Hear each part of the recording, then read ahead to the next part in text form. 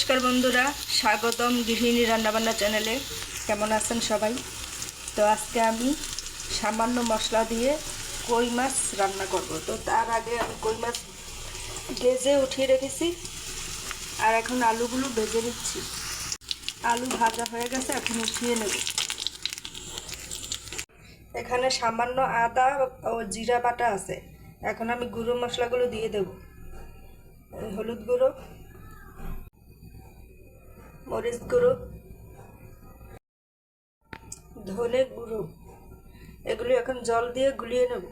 ফোড়নে দেব তেজপাতা, গোটা জিরে, গুলে রাখা মশলা, লবণ। এই যে দেখুন মশলাটা কষানো হয়ে গেছে। এখন দিয়ে দেব ভেজে রাখা আলু।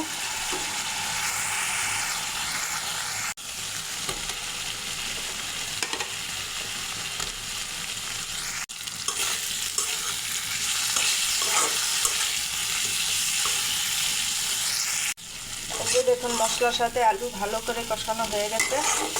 এখন ঝোল দিয়ে দেব।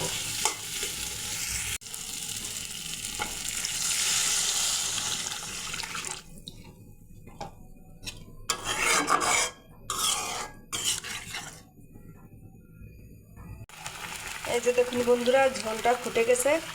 এখন ভেজে রাখা মাছ দিয়ে দেব।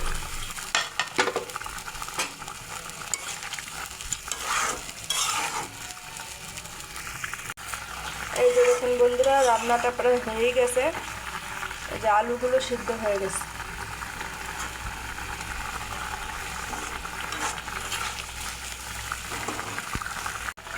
সবশেষে দিয়ে দেব এই যে আগে থেকেই গরম মশলা ভেজে বেটে নিয়েছি। গরম মশলা দিয়ে ভালো করে ফুটিয়ে নিয়েছি। এখন হয়ে গেছে, নামিয়ে নেব।